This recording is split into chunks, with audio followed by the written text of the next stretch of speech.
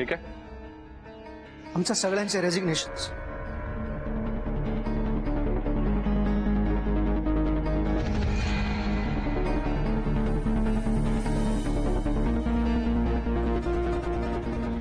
आनंद, हे काय आहे? आम्ही या नोकरीचा राजीनामा देतोय. ठीक आहेस ना? डोकं बिकं फिरलंय का? वेळ लागलाय तुला? आता कुठेतरी शाणपण सुचलंय रे. हे बघा, मिस्टर गुरुनाथ सुभेदार, आता काहीही बघायचं नाहीये आम्हाला आणि काहीही ऐकायचं सुद्धा नाहीये. आजपर्यंत खूप ऐकलं. तुझं खोटं वागणं, खोटं बोलणं, बस आता वीट आलाय आम्हाला या सगळ्याचा.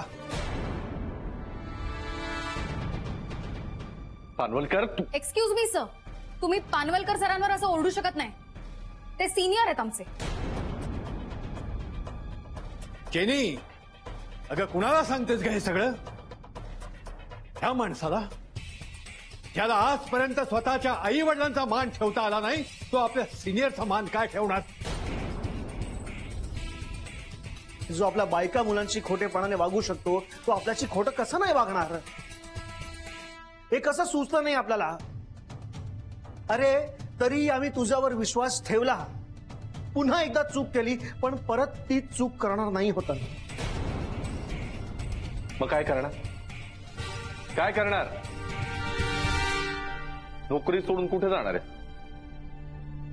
सर ते आमचं आम्ही ठरवू सर, बट इथे जॉब करणार नाही. का आणि कशासाठी करायची इथे नोकरी? सतत या माणसाकडून अपमान सहन करण्यासाठी? अरे मी याचा सिनियर असूनही वेळोवेळी याने माझा अपमान केला, अडवणूक केली. साधी एक रजा मागण्यासाठी सुद्धा किती मिनत वाऱ्या कराव्या लागल्या मला या माणसाच्या. गुरुनाथ सुभेदार, तुझ्यामध्ये माणुसकीचा साधा अंशही नाहीये. आठवतं LF जॉईन केलीस तेव्हा मीच तुला सगळं शिकवलं ना? तेव्हा मला गुरु मानत होतास तू तुझा. आता तुझ्या डोक्यात एवढी कसली गुरमी गेले रे की कुठल्याच माणसाचा मान अपमान तुला समजत नाही. अहो जाऊ द्या ना पानवलकर सर, कोणाशी बोलताय तुम्ही? याच्यावर या सगळ्याचा काहीही परिणाम होणार नाही. हे बघा आनंद, काय बघू मी? काय बघू? तू बघ स्वतःला आरसात जाऊन, आणि हो तूच म्हणणार आहे मी तुला, कारण तू आता माझा बॉस राहिलेला नाहीयेस. आणि मित्र तर तू माझा जिवलग मित्र होतास यार. लहानपणापासून एकत्र खेळलो, एकत्र जेवलो.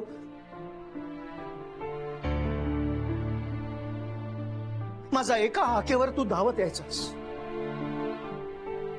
तू कॉलेजमध्ये असताना तत्वांसाठी भांडायचास, तत्वांसाठी.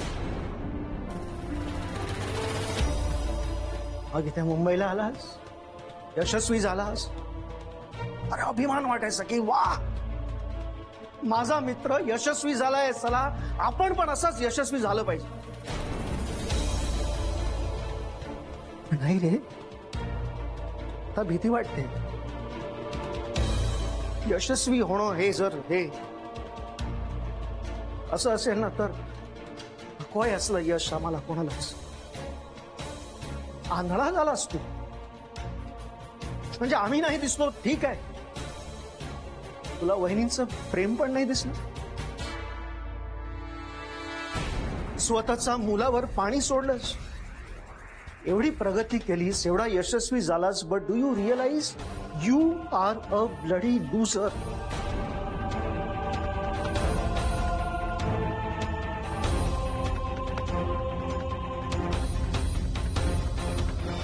हो, आत्ता माझ्या लक्षात आलं. आत्ता कळलं मला तुम्ही हे सगळं कोणाच्या सांगण्यावरून करत होता. राधिका. राईट? तर पास झालं. वहिनींच्या विरोधात आम्ही कुणीही काहीही ऐकून घेणार नाही. यात वहिनींची काहीही चूक नाहीये. आणि मुळात कुणाच्या तरी म्हणण्यावरून काहीतरी करायला आम्ही तुमच्या इतके हलक्या कानाचे नाही आहोत. ए आता काय तू ऐकवणार मला? हा, तू बोलणार? हो, बोलणार कारण तुम्ही भाग पाडल्यात बोलायला. आतापर्यंत 2दा फसवणूक केलीत माझी. तुमच्या आणि शनायच्या प्रकरणात माझ्या परिस्थितीचा, माझ्या गरजेचा तुम्ही फायदा घेतलात आणि स्वतःचा हेतू साध्य केला. आता सुद्धा आम्हाला सगळ्यांना इन्क्रीमेंटचं प्रॉमिस दिलं, आमच्याकडून टार्गेट पूर्ण केलं आणि स्वतःची कमिटमेंट पूर्ण नाही केली. नाही, तुमच्यासाठी असेल एखाद्या लहान मुलाला लॉलीपॉप देण्या इतकी साधी गोष्ट असेल ही, पण आमच्यासाठी नाहीये.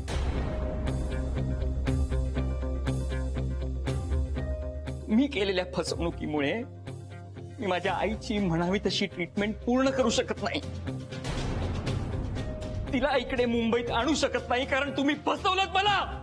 मी पण तेच तर केलं ना गुरुनाथ. ऐकत गेले तुमचं, स्वार्थी झाले, राधिकाच्या विरोधात गेले. पण राधिकाच्या मॅच्युरिटीने आणि तिच्या प्रेमाने बदललं मला काही गोष्टींची जाणीव करून दिली. आणि मला कळलं की मी चुकतीये.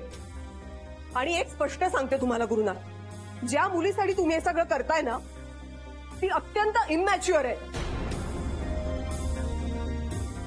तिला कळतच नाहीये ती लाईफ मध्ये काय करते, पण तुम्हाला तर कळतंय ना. ती एक दिवस बुडणारच आहे, पण तुम्हालाही घेऊन बुडणार आहे. Stop it. No sir. Why should we stop? Sir, आतापर्यंत आम्ही तुमचं खूप सहन केलं. तुमचे मिस्टेक्स, तुमचं बिहेवियर, आमचा इन्सल्ट. पण आता नाही sir. Because now enough is enough. आता आम्ही थांबणारही नाही आणि ऐकणारही नाही सर. कारण आता सगळं अनबेरेबल झालंय sir. And that's the reason we are leaving the office sir. Yes, we all are leaving the office. So तू तुझ्या ऑफिसमध्ये, तुझ्या कंपनीत आणि तुझ्या पार्टनरशिप मध्ये खुशाल राहा. जा सगळे जा ना सोडून. जा सगळे निघून जा. ए तुम्ही पण जा रे. लेटर्स नाही दिली? द्या मला, द्या. हा, काढा प्रिंट आउट, द्या माझ्याकडे लेटर्स. तुमच्या कोणाच्याही जाण्याने कंपनीला आणि मला काही फरक पडणार नाही आहे. जा ना. हा, चला निघा आउट. हो हो हो हो, जातोय आम्ही.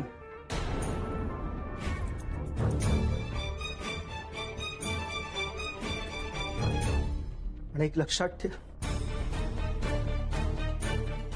पण ही तुझ्या विनाशाची सुरुवात आहे, हे लक्षात ठेव. माझा विनाश ही तुमच्या विनाशाची सुरुवात आहे आनंद. एक लक्षात ठेव, या कंपनीच्या बाहेर काय किंमत आहे रे तुम्हाला? नंबर 1 कंपनी सोडून चाललाय तुम्ही. Number 1 company. बाहेर दारावर असं उभं पण नाही करणार, कळलं ना? कोण नोकरी देणार आहे? ते आमचं आम्ही बघू. बोलणं सोपं आहे आनंद, पण एक लक्षात ठेव, हा तुम्हा सगळ्यांच्या मागे ना या कंपनीचा ब्रँड आहे, म्हणून तुमची काहीतरी व्हॅल्यू तरी आहे.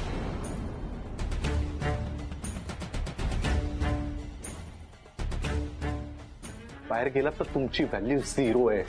A big bloody 0. हा, 0. गुरुनाथ सुभेदार, प्रत्येक गोष्टीची सुरुवात ही शून्यापासूनच होत असते, हे माहित नाही तुला? वा पानवलकर, हा डायलॉग मोठे फिल्मी मारताय तुम्ही. पण जा ना, आज इथे माझ्या तोंडावर रेजिग्नेशन देऊन जाताय ना सगळे. जा, परत पाय घासत इथेच या माझ्याकडे नोकरी मागायला. आणि तेव्हा मी नोकरी देतोय का तुम्हाला बघा. असं काहीच होणार नाहीये. गैरसमज आहे तुझा गुरु. आम्ही परत येणार नाही आहोत. खर तर तुझ्यावर ही वेळ येऊ शकते, कारण तुझी वाईट वेळ सुरू झाली. वेळीत सावरला नाहीस ना, तर काहीच उरणार नाही. तुझ्यातला तू सुद्धा नाही. हे बास, चला ठीक आहे, चला ठीक आहे.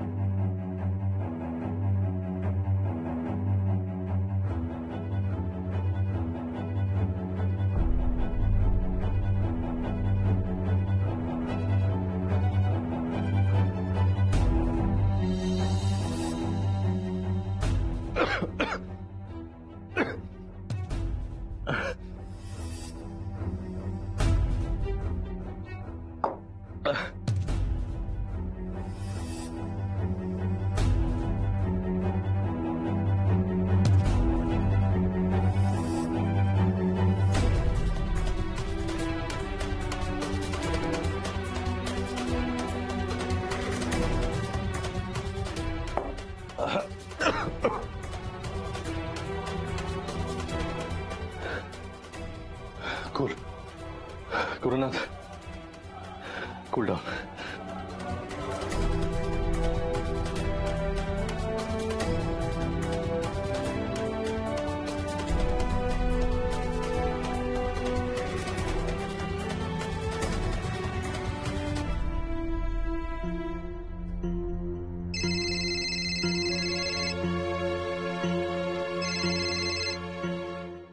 हा बोला गुरुनाथ. सर इथे जरा प्रॉब्लेम झालाय. काय झालंय? सगळ्यांनी मास रेसिग्नेशन दिलंय सर. व्हॉट? हा सर सगळ्यांनी म्हणजे हे आनंद जनी श्रेयस इवन पानवलकर सगळ्यांनी एकदमच रेसिग्नेशन दिलंय सर आता. हे बघा गुरुनाथ, तुम्ही जास्त पॅनिक होऊ नका. नवीन स्टाफ रिक्रूट करा. सर पण हे बघा, मोठ्या मोठ्या कंपनीत अशा गोष्टी होतच असतात. नाही आय अंडरस्टँड सर, पण एवढ्या कमी वेळात नवीन रिक्रुटमेंट म्हणजे हे बघा, कुणाचं कुणापासून काही अडत नाही. अहो, आपले जन्मदाते प्रत्यक्ष आपले आई वडील जरी गेले तरी आपण जगतोच ना. कंपनीची माणसं काय चीज आहे, गेली उड्यात. बरं मला एक सांगा, त्यांनी काही नोटीस वगैरे दिली होती का? नोटीस नाही सर, नोटीस नव्हती दिली. मग 1 महिन्याचा पगार वसूल केल्याशिवाय सोडू नका. हा सर. नाही सर, युअर राईट. ते मी करतो सगळं. I manage, don't worry. Okay.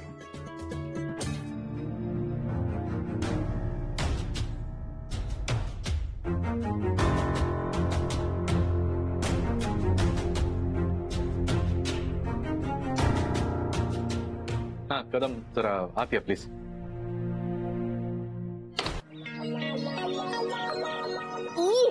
ही काय जागा, इथे काय येऊन थांबलायस तू? एक तर बाहेर भेटणार होतास, इथे येऊन का थांबलायस मला कळत नाहीये. तू बस ना, मला जरा महत्वाचं बोलायचंय. आल्यापासून काय सुरू केलंस? सॉरी, काय झालं? तो चेहरा का पडला एवढा? आज ना ऑफिसमध्ये कांडच झालेत. या सगळ्यांनी मिळून, म्हणजे आनंद जनी पानवलकर या सगळ्यांनी मिळून. मारलं तुला? काय मारलं ना तुला? मारतील कशाला? काही काय बोलतेस? नाही, मी ते पेपर मध्ये वाचलं होतं ना की एम्प्लॉई बॉसला मारतात वगैरे. असलं काही झालं नाही, मारलं बिरलं नाही. या सगळ्यांनी मिळून आज मास रेजिग्नेशन दिलंय. का पण? त्यांना कबूल केलेलं इन्क्रीमेंट दिलं नाही म्हणून. ओ, सगळे फडाफडा बोलले मला आणि निघून गेले. ओ, पण ठीक आहे ना, जाऊ दे ना. ते एवढं का वाईट वाटून घेतोय? ते तसेही सगळे काही कामाचे नव्हते, जाऊ दे त्यांना. तू असं समज ना की ऑफिस मधली डस्ट गेली. हो ना. नाही तसंच आहे, पण तरी सगळे फार प्रामाणिक होते ग. म्हणजे जेन्युइन होते सगळे. म्हणजे असा स्टाफ तुम्हाला कधीही मिळणार नाही असं सगळे म्हणायचं, आणि ते खरं होतं. तुला सांगतो, या सगळ्यांमुळे कंपनीचा केवढा फायदा झाला ना, मी तुला म्हणजे एक्सप्लेनच नाही करू शकत. आणि तोच फायदा ते राधिकाला पण करून द्यायचा, त्याचं काय? म्हणूनच नाही, म्हणून मी एकालाही थांबवलं नाही. त्यांना म्हटलं जायचंय तुम्हाला, चला निघा, आत्ताच्या आत्ता जायचं. मी अख्खा स्टाफ नव्यानं अपॉइंट करेन, पण तुम्हाला नाही बोलवणार परत कधी. जाऊ दे, कुठे जायचं ते जातील. तसंही मार्केटमध्ये काही नोकऱ्या पडलेल्या नाही आहेत. कोण देणार यांना नोकरी? येतील परत थोबाड घेऊन माझ्याकडे. ज्या माझ्यात गेले ना तसेच परत लाचारीने माझ्या जवळ येतील. सगळ्यात आधी येईल तो श्रेयस. बघच तू. नीडी पीपल यार. पैसे नाही मिळाले तर काय करणार आहे? एक्झॅक्टली. नाही, बरोबर बोललीस तू. पैशांपाशीच सगळं गणित येऊन अडतं. बघच तू, हे सगळे ना परत येणार नक्की. बरं गॅरी, माझं एक ऐकतोस का? मी ना तुला एक खडा सांगते, तो खडा तू घाल. त्याने ना तुझं असं लॉंग लाईफ एन्श्योर होईल आणि मग तुला पीस ऑफ माइंड पण मिळेल. खूप छान. खड्याची अंगठी आहे. तुला कोणी सांगितलं? मला कोण सांगणार आहे हे सगळं? मी याच्यावर बघितलं ना, नेटवरच बघते ना मी सगळं. मी नेटवरच बघितलं आणि तुझ्यासाठी सगळी इन्फॉर्मेशन काढली आहे मी. चल ना आपण लगेच जाऊया रिंग घ्यायला. चल आता जाऊ ना, नंतर जाऊ ना. ए नंतर वगैरे काही नाही. चल, एक तर या कोणत्या घाणेरड्या कॅफे मध्ये आणलंय मला. आपण जाऊया ना लगेच. चल ना प्लीज. ओके जाऊया. तू एक काम कर ना, हे घे गाडीत बस, मी कॉफीचं बिल देऊन आलो लगेच. बरं लवकर आहे प्लीज. वाट बघते, आपण दुसरीकडे चाललो. हा लगेच. हा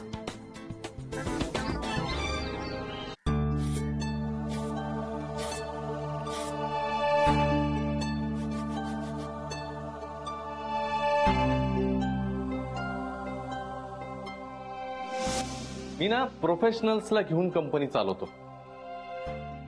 हे तुझ्यासारखं असं गोरगरीब बायकांना घेऊन मसाले नाही कुटत. ताई मिरच्या जरा ओलसर आहेत, ऊन लावू का? ताई मिरच्या ओलसर झाल्यात, ऊन लावू?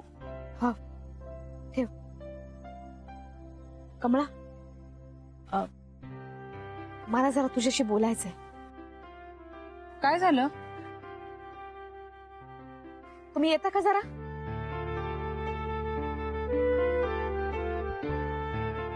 काय झालंय ताई?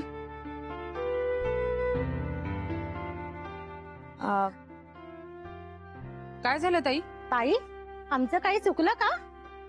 नाही अगं तसं काही नाहीये. तसं असेल तर सांगा की, मनात ठेवू नका.